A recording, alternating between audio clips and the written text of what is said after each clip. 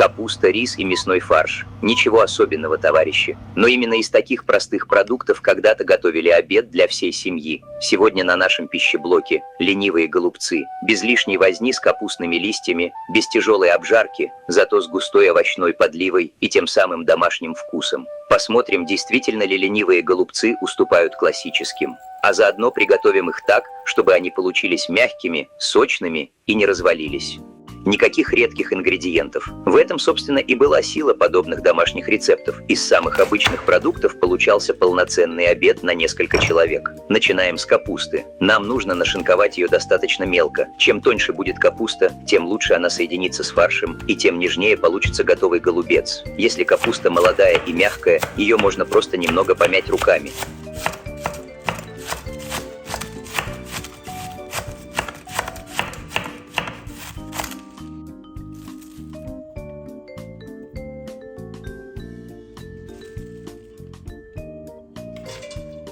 Но если качан плотный, зимний, лучше воспользоваться старым и очень простым способом. Перекладываем нашинкованную капусту в большую миску и заливаем кипятком. Оставляем примерно на 5-7 минут. За это время капуста станет значительно мягче, но не успеет полностью свариться.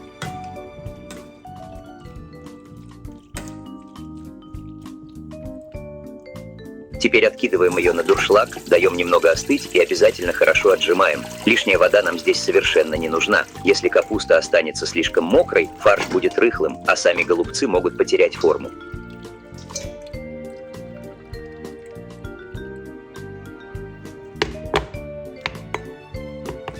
Кстати, ленивыми эти голубцы называют не из-за скорости приготовления. Главное — экономия времени. Капусту не нужно разбирать на листья и заворачивать каждый голубец отдельно.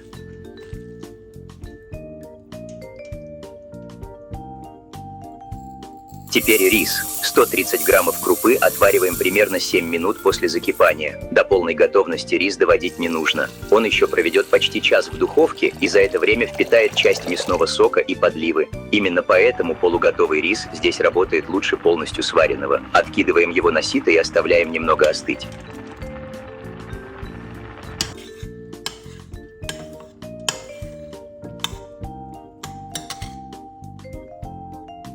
Теперь можно собирать наши ленивые голубцы. В большую миску отправляем 800 граммов фарша. Добавляем подготовленную и хорошо отжатую капусту.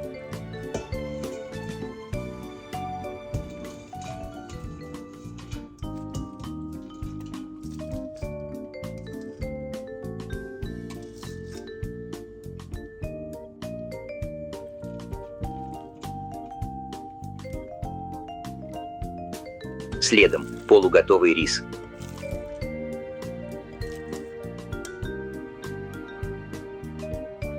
Одну луковицу нарезаем максимально мелко и тоже отправляем в миску.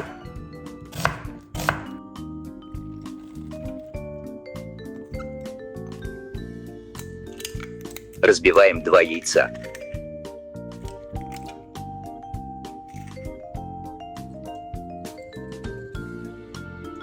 Добавляем соль и свежемолотый черный перец.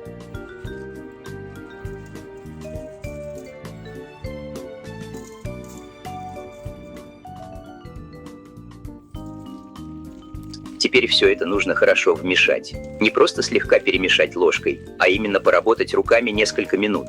Фарш становится более вязким. Все ингредиенты распределяются равномерно, и готовые голубцы будут значительно лучше держать форму. После вымешивания мы оставляем массу буквально минут на 5-10.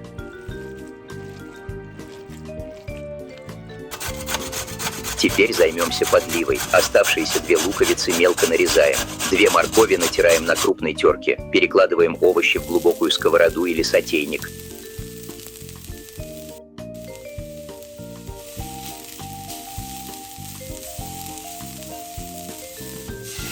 Вместо большого количества масла добавляем немного воды.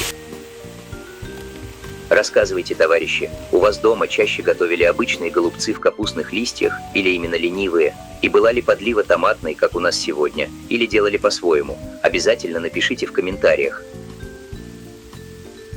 Накрываем крышкой и припускаем овощи примерно 8 минут. Лук должен стать прозрачным, а морковь – мягкой. Нам здесь не нужна сильная зажарка. Задача – просто раскрыть сладость овощей и подготовить основу для соуса.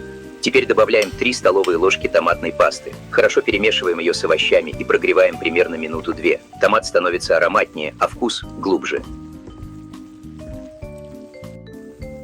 Теперь постепенно добавляем горячую воду или бульон. Общий объем жидкости примерно 650-700 мл.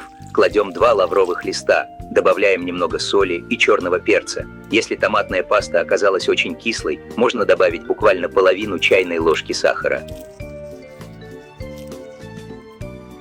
Доводим подливу до легкого кипения и провариваем 2-3 минуты. Не пугайтесь, если сейчас она кажется немного жидкой. В духовке часть влаги выпарится, рис немного впитает соус и консистенция станет заметно гуще. Ну а теперь переходим к лепке. Чтобы фарш не прилипал к рукам, слегка смачиваем ладони холодной водой. Берем хорошую порцию подготовленной массы и формируем плотный овальный голубец. Сильно сжимать его не нужно. Достаточно, чтобы он хорошо держал форму. Мельчить тоже не будем. Ленивые голубцы должны быть добротными, примерно по 120-140 граммов каждый. Один за другим выкладываем их на слегка смазанный противень, оставляя между ними немного свободного места. Позже сюда попадет наша овощная подлива. Горячую подливу распределяем равномерно. Стараемся, чтобы овощи тоже попали между голубцами. Подлива должна доходить примерно до половины или 2/3 их высоты. Полностью заливать голубцы не нужно. Во время приготовления мясо и капуста сами дадут дополнительный сок. Из 800 граммов фарша у нас получается примерно 12-15 крупных голубцов. И никакой предварительной обжарки, товарищи. Сегодня все проще. Сформировали, уложили, дальше свою работу сделают горячая подлива и духовка. Температура 180 градусов. Время примерно 45-50 минут. На этом этапе голубцы должны именно протушиться. Под крышкой сохраняется влага, капуста становится мягкой, рис доходит до готовности, а мясо остается сочным. Прошло около 50 минут, и вот здесь уже видно, что голубцы полностью приготовились. Они заметно уменьшились в объеме, подлива стала насыщеннее, а овощи практически растворились в соусе. Но нам еще нужен красивый верх, поэтому возвращаем противень в духовку уже открытым. Температуру повышаем до 200 градусов и оставляем еще примерно на 10-15 минут. Вот теперь совсем другое дело. Сверху появилась легкая запеченная корочка. На тарелку сначала кладем немного овощной подливы, сверху 1 крупный голубец, еще немного соуса и совсем чуть-чуть свежего укропа. Никаких сложных украшений здесь не требуется. Такое блюдо и должно выглядеть по-домашнему.